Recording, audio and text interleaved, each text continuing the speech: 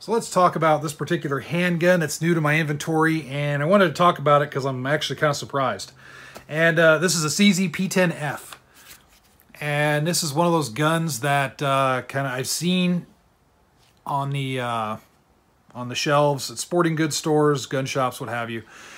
And it's one of those that I never bothered to look at closely, and I'm kicking myself for doing that.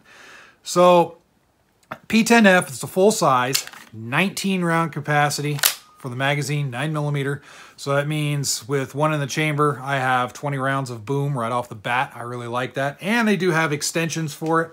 So if I want to increase the capacity to astronomical levels for a handgun, then I can do so. But these guns, after messing with it and looking at it really closely, I really think, number one, I'm not going to touch a Glock again. I'll tell you that right now. After handling this, between this and the VP9 and other market options out there, I'm never going to touch a Glock again. Glock is just not keeping up with the times. Sorry, I got to say it. I do like Glock, but I'm not a Glock fanboy. Glock just needs to step it up a little bit. Glock has great marketing, and they make a good, solid, reliable gun, but they're kind of like the Toyota Corolla. I'm sure people have heard that term before. They're the Toyota Corolla of the handgun world. They just work. There's a lot better out there. This thing, as far as the ergonomics, just the overall feel and function, tons better than a Glock.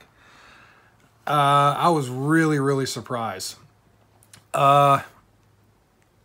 You know, it's hard for me to keep my mind on focus here because I'm kind of doing this on the fly here while I have a quick second. I didn't make an outline for it. But again, this is just initial impressions. I haven't even shot this thing yet, but I already know it's going to shoot awesome. It's just one of those things. Sometimes you just pick up a gun and you already know before you even shoot it. You're like, yeah, this thing's going to shoot awesome.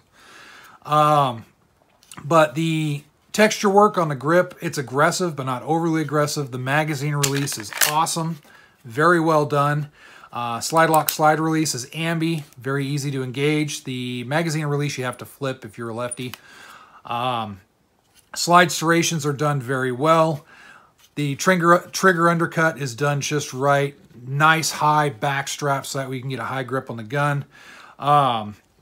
No machine marks on this thing. This seems to be very well machined inside and out.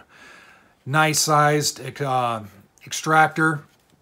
The sights are metal from the factory. They've got the nice little ledge right here, which I really like. That's a huge bonus right there. So these are basically ready to rock and roll. This gun is ready to rock and roll for self-defense or for competition.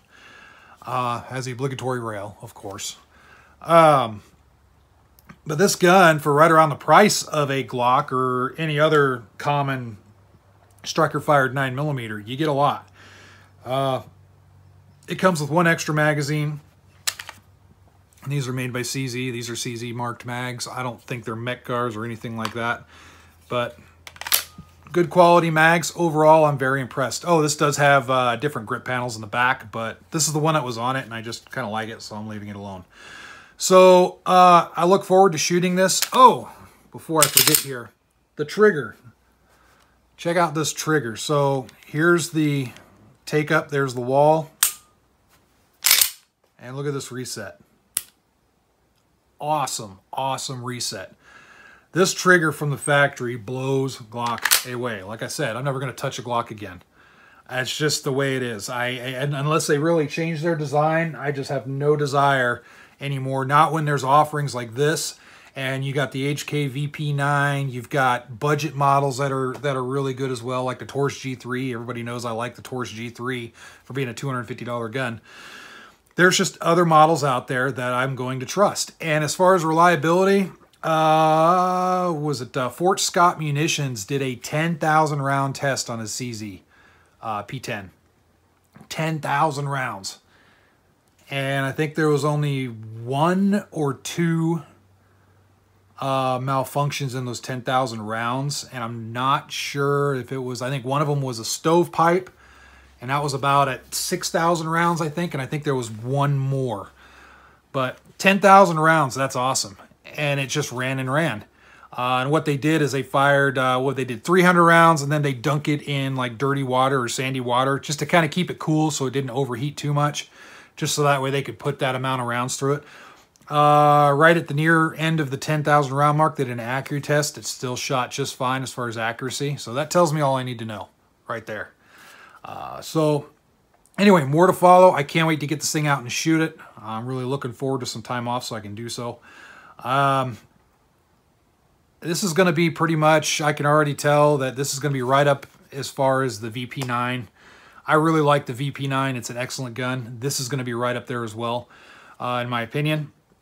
So definitely more to follow, and I'll stop being long-winded here. Feel free to leave your comments in the comment section below and tell me what you think of these guns. All right, thanks for watching.